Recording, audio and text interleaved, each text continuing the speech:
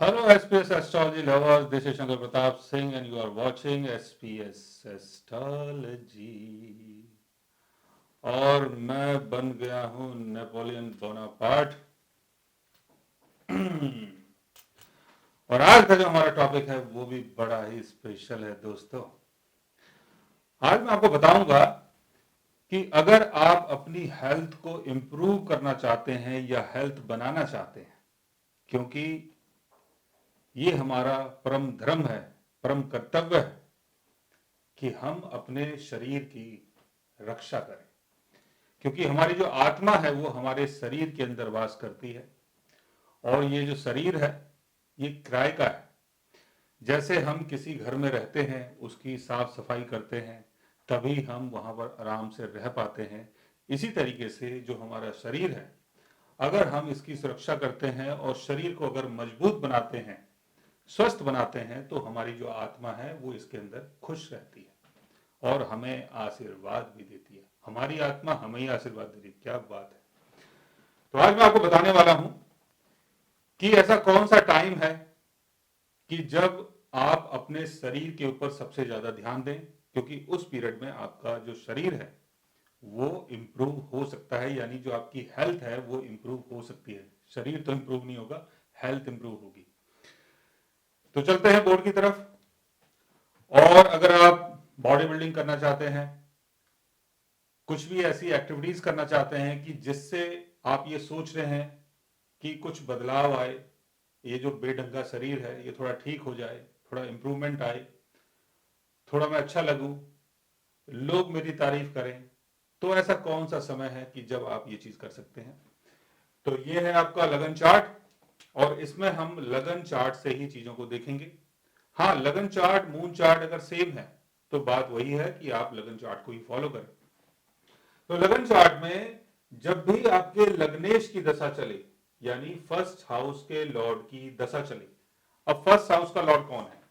First house का Lord कोई भी हो सकता है 12 राशियों में। अगर 1 नंबर साइन आ रहा है तो यानी मेष मंगल, और 2 नंबर साइन आ रहा है तो यानी शुक्र और वृषभ, 3 नंबर यानी जमनाय बुध, 4 नंबर यानी कैंसर चंद्र, 5 नंबर यानी लियो सिंह, 6 नंबर कन्या यानी बुध, 7 नंबर लिब्रा यानी शुक्र, 8 नंबर स्कॉर्पियो यानी मंगल, 9 नंबर सेजिटेरियस यानी गुरु, 10 नंबर कैप्रिकॉन यानी सैटर्न, 11 नंबर एक्वेरियस यानी सैटर्न, 12 नंबर पाइसिस यानी गुरु।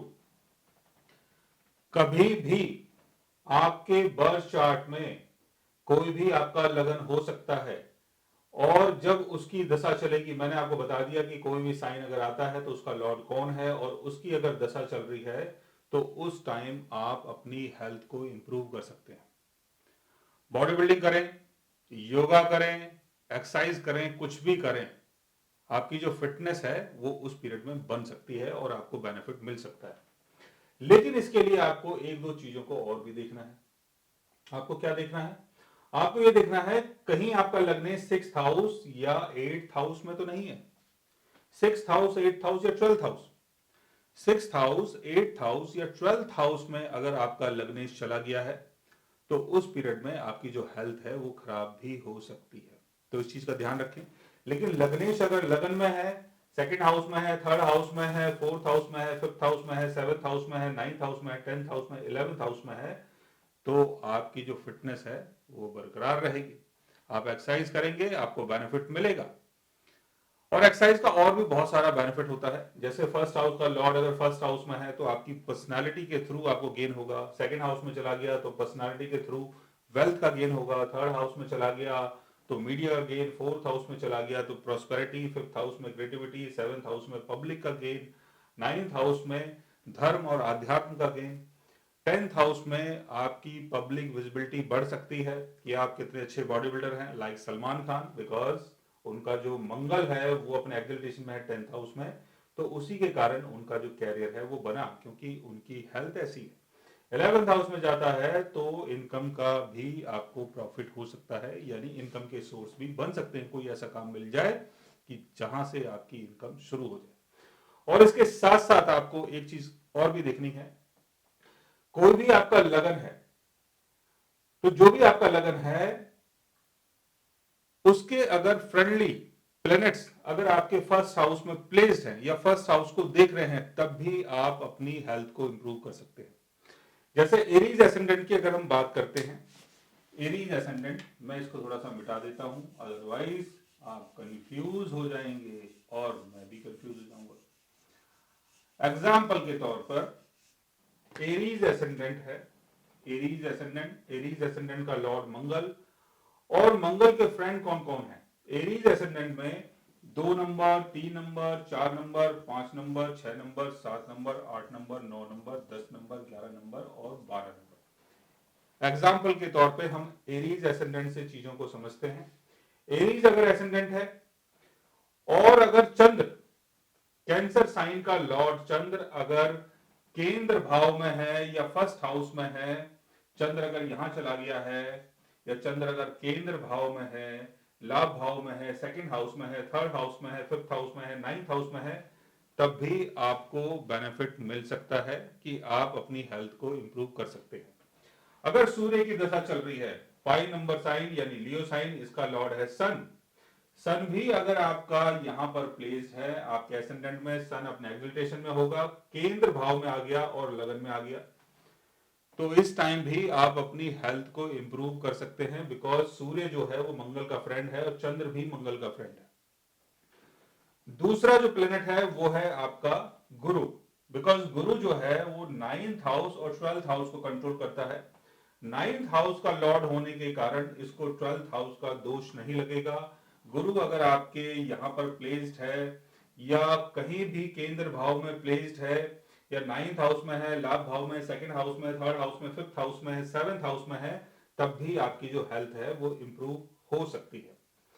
लेकिन अगर आपके बर्थ चार्ट में मरकरी अगर यहां पर प्लेस्ड है तो चीजें बिगड़ सकती है, बिकॉज मरकरी जो है वो 6th हाउस को कंट्रोल कर रहा है। और अगर वीनस, वीनस भी अगर यहां पर प्लेस्ड है तो वीनस यहां पर मारक तो है, बिकॉज 7th हाउस और सेकंड हाउस का लॉर्ड है, लेकिन फर्स्ट हाउस में अगर वीनस आएगा तो वो आपकी हेल्थ को ठीक कर सकता है। हालांकि मरकरी भी इंसान को काफी हेल्थ के रिगार्डिंग काफी मोटिवेट करता है, बिकॉज मरकरी जो है वो आपकी खूबसूरती को बताता है, आपके स्किन को कंट्रोल करता है मरकरी। और मरकरी अगर फर्स्ट हाउस में है तो ऐसे पीरियड में जब मरकरी की दशा चलती है तो इंसान बहुत यंग दिखाई देता है। लेकिन मरकरी अगर यहाँ पर 6th हाउस का लॉर्ड है तो आपको थोड़ी बहुत हेल्थ की प्रॉब्लम हो सकती है। लेकिन वीनस ठीक है, बट सैटर्न, सैटर्न को अगर हम देखें तो सैटर्न की प्लेसमेंट यहां पर अच्छी होनी चाहिए, सैटर्न की प्लेसमेंट बहुत अच्छी होनी चाहिए। सैटर्न अगर आपके 10th हाउस में है, 11th हाउस में है, तब आप इन चीजों को कर सकते हैं। लेकिन 11th हाउस में अगर सैटर्न आएगा तो सैटर्न यहां से थर्ड एस्पेक्ट से फर्स्ट हाउस को देखेगा, और फर्स्ट हाउस में सैटर्न की नीच राशि पड़ रही है, तो जब सैटर्न की दशा चलेगी तो उस टाइम भी आप अपनी हेल्थ को इंप्रूव कर सकते हो।